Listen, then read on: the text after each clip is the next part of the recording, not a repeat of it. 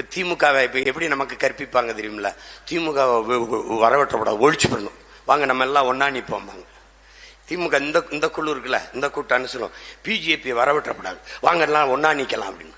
நாங்க என்ன சொல்லுவோம், உங்க 2 பேரையும் வரவேற்றப்படாது, ஒழிக்கணும், நாங்கெல்லாம் ஒன்னா நிக்கணும். அதனால விமர்சனம்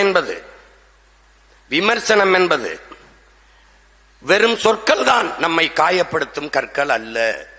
இது என் தலைவன் எனக்கு சொன்னது, அதை உங்களுக்கு நான் சொல்றேன். வெறும் சொற்கள் தான் நம்மை காயப்படுத்தும் கற்கள் அல்ல. வைரக்கற்களை விட்டு எரிந்தால் எடுப்போம், வெறுங்கற்களை விட்டு எரிந்தால் தடுப்போம், அவ்வளவுதான். போ விமர்சனம் கூட ஒருவித பாராட்டுதான். யாரோ ஒருவனை நீ பொறாமைப்பட வைத்திருக்கிறாய்ங்கிறான். ஹிட்லர் எல்லாம் எடுத்துக்கிறாரு அப்படின்னா, அவன் சொன்னதுல ஆக பெரும் கோட்பாடுலாம் இருக்குடா.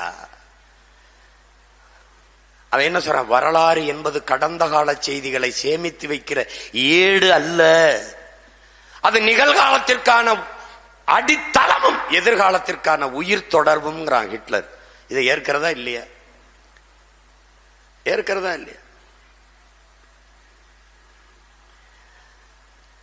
கூட்டத்தில் ஒருவன் உன்னை எதிர்த்தால் நீ வளர்ந்து கொண்டிருக்கிறாய் என்று பொருள். ஒரு கூட்டமே உன்னை எதிர்த்தால் நீ வளர்ந்து விட்டாய் என்று பொருள்ங்கிறான். இப்ப என்ன உங்களுக்கு புரியுது? நம்ம வளர்ந்துட்டோம்னு புரியுது. ஏன்னா நம்மளை எதிர்க்கிறதா எல்லா பேருக்கும். வாடகை வாய் மட்டும் ஒரு 500 இருக்கும், எடுத்து வச்சு பேசிட்டே இருப்பான், அப்படி பேசி இது பண்ணுவான். அப்போ லெனின் என்ன நமக்கு கற்பிக்கிறார்? உன்னை விமர்சிப்பவனுக்கு நீ நிரூபிக்க போராடாத, உன்னை நம்பி நிற்பவனுக்கு நீ உண்மையாய் இருக்க போராடுங்கிற. இப்ப நீ என்ன செய்யணும்?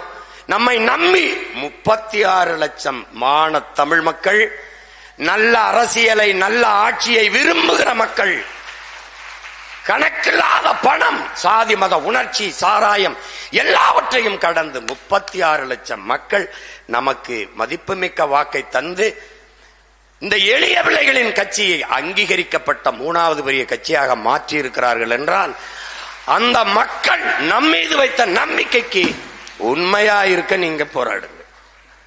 பிளே ஸ்டோர் மற்றும் ஆப் ஸ்டோரில் இருந்து பாலிமர் செயலியை QR கோடு மூலம் பதிவிறக்கம் செய்யுங்கள். செய்திகளை உடனுக்குடன் பெறுங்கள்.